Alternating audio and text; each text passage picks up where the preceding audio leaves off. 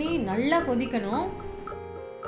இதை வந்து rolling boil அப்படின்னு சொல்லுவாங்க. இப்போ பார்த்தீங்கன்னா எப்படி கொதிக்குதுன்னு பாருங்கள். இதுதான் அந்த ரோலிங் பாயில். இந்த அளவுக்கு தண்ணி கொதிக்கும் பொழுது நம்ம இதை ஆஃப் பண்ணிடலாம். இந்த பூர்ண கொழுக்கட்டை பண்ணுறதுக்கு நீங்கள் அரிசி மாவும் எடுத்துக்கலாம், இல்லை உங்ககிட்ட இடியாப்ப மாவு புட்டு மாவுன்னு சொல்லி கடையில் வாங்குகிற அந்த ரெடிமேட் மாவு இருந்தாலும் எடுத்துக்கலாம். நான் இங்கே ஸ்டோர் பாட் இடியாப்ப மாவு 1 கப் எடுத்திருக்கேன். இந்த மேல் மாவு ரெடி பண்ணுறதுக்காக இந்த 1 கப் மாவுக்கு தேவையான அளவுக்கு உப்பு அண்ட் ஃப்ளேவருக்காக கொஞ்சமாக ஏலக்காய் தூள், இது ரெண்டுமே ஆட் பண்ணியிருக்கேன். இப்போ இந்த மாவு எல்லாத்தையும் நல்லா ஒரு தடவை மிக்ஸ் பண்ண பிறகு நம்ம நல்லா கொதிக்க வச்சுருந்த அந்த தண்ணியை கொஞ்சம் கொஞ்சமாக இதில் ஆட் பண்ணிக்கலாம். 1 கப் மாவுக்கு 1 கப் சுடு தண்ணி கரெக்டாக இருக்கும் ஃப்ரெண்ட்ஸ். இப்போ இந்த மாவை லைட்டாக நம்ம கலந்து விட்டுட்டு அப்படியே மூடி வச்சிடலாம். அந்த சூட்லேயே அது நல்லா வெந்து ஒரு நல்ல பதத்துக்கு வரும். இப்போ இந்த பூர்ண கொழுக்கட்டைக்கு பூர்ணம் பண்ணுறதுக்காக ஒரு சட்டியில் 2 டீஸ்பூன் நெய் ஆட் பண்ணியிருக்கேன் ஃப்ரெண்ட்ஸ். இப்போது இதில் 1 கப் தேங்காய் எடுத்துக்கிறேன். இந்த தேங்காய் துருவின தேங்காவாகவும் இருக்கலாம், இல்லை மிக்சியில் நீங்கள் பல்ஸ் பண்ணியும் எடுத்துக்கலாம். துருவின தேங்காவாக எடுக்கும்பொழுது இதோட டேஸ்ட் இன்னமும் நல்லாயிருக்கும் ஃப்ரெண்ட்ஸ்.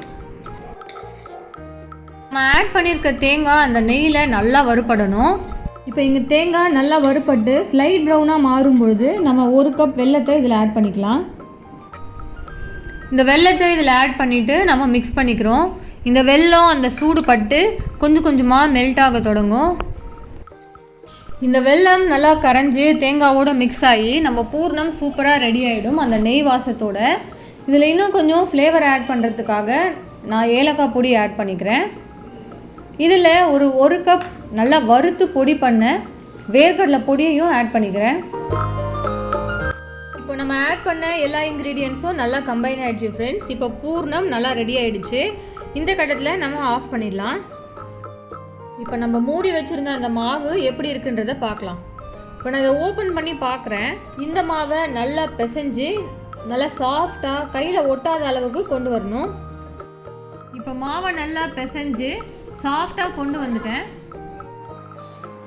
இந்த கொழுக்கட்டையை நல்ல ஒரு ஷேப்புக்கு டேஸ்டியாக கொண்டு வரதுக்கு வாழை இலையோ இல்லை மோல்டோ தேவையில்லை, நம்ம கையிலே பண்ணிடலாம். ஒரு பால் கவரோ இல்லை எண்ணெய் கவரோ இல்லை இந்த மாதிரி ஒரு பட்டர் பேப்பரோ இருந்தாலே போதும்.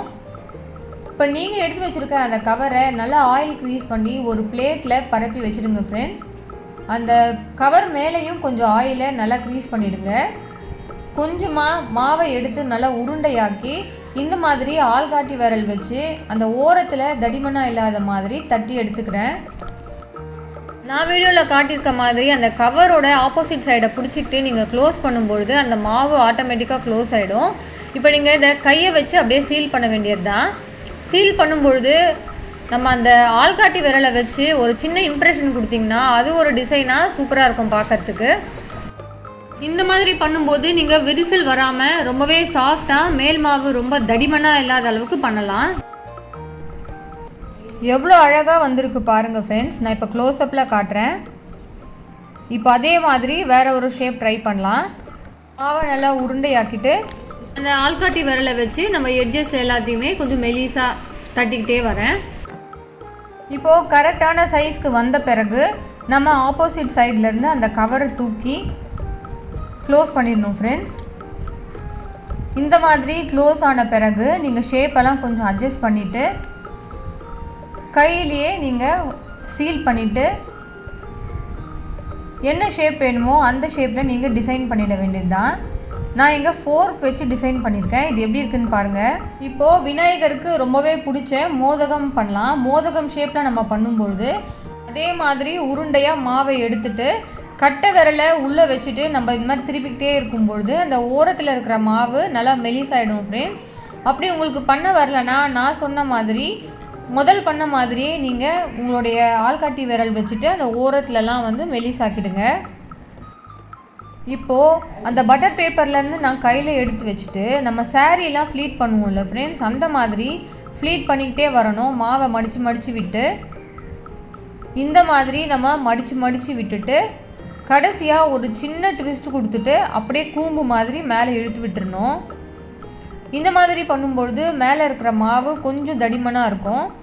இது சாப்பிடும்போது அந்த அளவுக்கு நல்லா இருக்காது. அதனால் நீங்கள் அப்படியே கையில் கொஞ்சமாக அதை எடுத்து விட்டுட்டு மீதியை அப்படியே மேலே நோக்கி இழுத்து விட்டுடலாம். பூர்ணம் இல்லாததுனால அது அப்படியே அமுங்கி தெரியுது. பூர்ணம் வச்சா இன்னும் நல்லா ரவுண்டாக வரும். இப்போ நான் உங்களுக்கு சொன்ன அதே ப்ராசஸ்லேயே நான் எல்லா கொழுக்கட்டையும் பூர்ணம் வச்சு மடித்து எடுத்துக்கிட்டேன். நீங்கள் எந்த ஷேப்பில் பண்ணலான்னு நினைக்கிறீங்களோ அந்த ஷேப்பில் பூர்ணமும் வச்சுக்கோங்க. நீங்கள் ரவுண்டாக பண்ண போகிறீங்கன்னா பூர்ணம் ரவுண்டாக வச்சுக்கோங்க. இல்லை இந்த மாதிரி சோமாசா ஷேப்பில் பண்ண போகிறீங்கன்னா பூர்ணமும் நீட்டாக வச்சுக்கோங்க. நான் முதல்ல சொன்ன மாதிரியே இதை ஆப்போசிட் சைடில் மடிக்கும்பொழுது அது ஆட்டோமேட்டிக்காக மேலே வந்து மூடிக்கும். இப்போ இதை கையாலேயே அப்படியே சீல் பண்ணி எடுத்துடலாம். என்னோட அந்த ஃபிங்கர் இம்ப்ரெஷன் கொடுத்துட்டு அதை ஒரு நல்ல டிசைனாக பண்ணி எடுத்துக்கிறேன். இப்போ நம்ம பார்க்க போகிற இந்த டிசைன் யார் வேணால் பண்ணிடலாம். சின்ன குழந்தைங்க கூட ஈஸியாக பண்ணிடுவாங்க, அந்தளவுக்கு ஈஸி. அதே மாதிரியே பூர்ணம் வச்சுட்டு நான் அந்த ஓரங்கள் எல்லாம் ஒரு தடவை அப்படியே மடிச்சுட்டு கையிலேயே அப்படியே ரவுண்டாக உருட்டிடுறேன். இந்த உருண்டையாக உருட்டுற கொழுக்கட்டைக்கு நம்ம ஃபஸ்ட் எடுத்தோடனே உருண்டையாக உருட்டிடக்கூடாது. அந்த மாதிரி பண்ணும்பொழுது நம்ம உள்ளே ஆட் பண்ணியிருந்த அந்த ஸ்டஃப் எல்லாம் வெளியே வந்துடும். ஸோ மடிச்சுட்டு நல்லா உருண்டையாக உருட்டணும் ஃப்ரெண்ட்ஸ். நான் உங்களுக்கு சொன்ன அந்த ஸ்டெப்பெல்லாம் நான் ஃபாலோ பண்ணி இந்த மாதிரி பண்ணி எடுத்து வச்சுக்கிட்டேன். இந்த கொழுக்கட்டை பாருங்கள் ஃப்ரெண்ட்ஸ், இது என்னோடய பர்சனல் ஃபேவரட். எவ்வளோ அழகாக இருக்குல்ல பார்க்குறதுக்கு. இந்த மாதிரி நான் எல்லாத்தையுமே பண்ணி வச்சுக்கிட்டேன். இப்போது கொழுக்கட்டைக்கு மாவு பூர்ணம் எல்லாமே ரெடி பண்ணி டிசைன் பண்ணியாச்சு. இது எல்லாத்தையுமே ஸ்டீம் பண்ணி எடுக்க வேண்டியது தான். இந்த கொழுக்கட்டை ஸ்டீம் ஆகிறதுக்கு 10 மினிட்ஸ் ஆகும் ஃப்ரெண்ட்ஸ். இது நல்லா ஸ்டீம் ஆகும்பொழுது நம்ம ஆட் பண்ணியிருந்த வெல்லம் நல்லா கரைஞ்சி நாம் ஆட் பண்ணியிருந்த நெய், தேங்காய், வேர்க்கடலை இது எல்லாமே ஒன்றோட ஒன்று கம்பைன் ஆகி வெல்லத்தோட ரொம்பவே டேஸ்டியாக இருக்கும். இது எல்லாத்தையும் ஸ்டீம் பண்ணி 10 மினிட்ஸ் ஆகிடுச்சு. நான் இப்போது இந்த கொழுக்கட்டைகள் எல்லாம் தனித்தனியாக எடுத்து வச்சிட்ருக்கேன் பிளேட்டில். இந்த கொழுக்கட்டைக்கு பூரணம் தேங்காய் மட்டும் ஆட் பண்ணியும் பண்ணலாம், வேர்க்கடலை மட்டும் ஆட் பண்ணியும் பண்ணலாம். நான் காட்டின மாதிரி தேங்காய், வேர்க்கடலை ஆட் பண்ணியும் பண்ணலாம், எள்ளு வச்சு பண்ணலாம்.